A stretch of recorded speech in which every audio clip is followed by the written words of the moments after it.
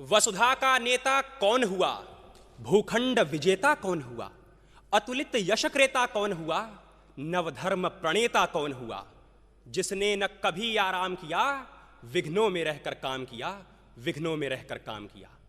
विश्व के वृहत्तम लोकतंत्र की हृदय स्थली में मैं सुधांशु रघुवंशी भारतीय तरुणाई का नेतृत्व करते हुए आज आप सबको प्रणाम करता हूं। मेरे व्याख्यान का विषय है युवाओं का नेतृत्व, एक सतत भविष्य की ओर अग्रसर। लगभग हर चीज जो महान है वह युवाओं द्वारा की गई है।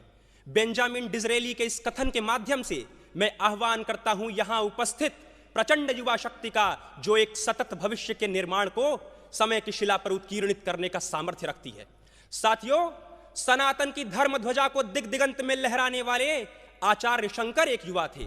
भारतीय संस्कृति में अंतर्निहित मानवीय मूल्यों का समस्त संसार में प्रचार प्रसार करने वाले स्वामी विवेकानंद एक युवा थे।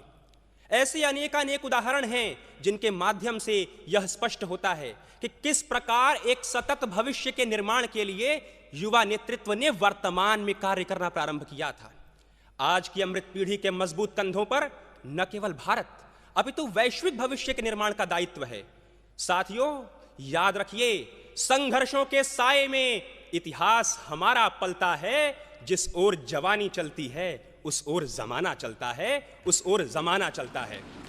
जिस प्रकार भारत के राष्ट्रीय प्रतीक अशोक स्तंभ के 4 सिंह भारत के चतुर्दिक विकास को प्रतिबिंबित करते हैं, ठीक उसी प्रकार भारत का युवा सामाजिक, आर्थिक, राजनीतिक और पर्यावरणीय दृष्टिकोण के साथ साथ मानव विकास के लक्ष्य को पूरा करते हुए एक उन्नत राष्ट्र के निर्माण हेतु कटिबद्ध और प्रतिबद्ध है। साथियों, सतत विकास का अर्थ है कि हम प्राचीन और अर्वाचीन का सामंजस्य रखें, जहां कला और साहित्य के साथ साथ तकनीक, प्रौद्योगिकी, कृत्रिम बुद्धिमत्ता, विज्ञान और अनुसंधान का अद्भुत साम्य दिखाई देता है, जहां भौतिक विकास पर्यावरण संरक्षण और चारित्रिक उत्थान के साथ कंधे से कंधा और कदम से कदम मिलाकर आगे बढ़ता है। निसंदेह इस मार्ग में अनेकानेक बाधाएं हैं, किंतु प्रधानमंत्री जी के शब्दों में कहूं कि यदि भारत में लाखों चुनौतियां हैं तो 140 करोड़ समाधान भी तो हैं। आज मैं भारतीय युवा शक्ति का आह्वान करते हुए यह कहना चाहूंगा कि पीएम गति शक्ति योजना, प्रधानमंत्री जनधन योजना, प्रधानमंत्री विश्वकर्मा योजना जैसे भगीरथ उपक्रमों के साथ साथ हमें गिलहरी प्रयास करने की आवश्यकता है। अर्थात हर व्यक्ति अपने व्यक्तिगत स्तर पर 1/140 करोड़ भारत में, 1/140 करोड़ भारत आप, ऐसे छोटे छोटे किंतु महत्वपूर्ण प्रयास करें जिनसे हमारा भारत प्रतिक्षण प्रतिपल एक समृद्ध और संपन्न राष्ट्र बन सके।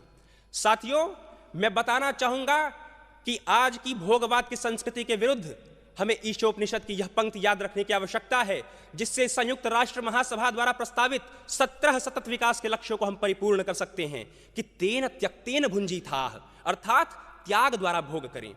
साथियों, संविधान सदन के इस केंद्रीय कक्ष से मैं आपको संदेश देना चाहूंगा कि आज के युवा को आवश्यकता है कि वह कार्य से प्रेम करे और प्रेम से कार्य करे, क्योंकि अथर्ववेद में सूक्ति है, कृतम में दक्षिणे हस्ते जयो में सव्याहितः, अर्थात यदि कार्य मेरे दाहिने हाथ में है तो विजय मेरे बाएं हाथ में आ ही जाएगी। हे 21वीं सदी के महान स्वप्न द्रष्टाओं, मैं आपको आश्वस्त कराना चाहूंगा कि आज की तरुणाई के लिए कुछ भी असंभव नहीं है।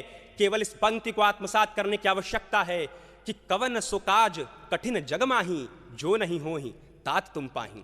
अंत में वसुधैव कुटुंबकम की संकल्पना में विश्वास करने वाली युवा शक्ति का नेतृत्व करते हुए बस यही उद्घोष करूंगा, उठे कि हम जो सो रहे अब उन्हें झिंझोड़ दें, नवीन क्रांति दें, स्वदेश को नवीन मोड़ दें, देश के चरित्र को पवित्रता से जोड़ दें, न भूलें भारतीयता, न छोड़ें मानवीयता, विवेक से अनेकता में एकता बनी रहे, अनेकता में एकता बनी रहे। बहुत बहुत धन्यवाद।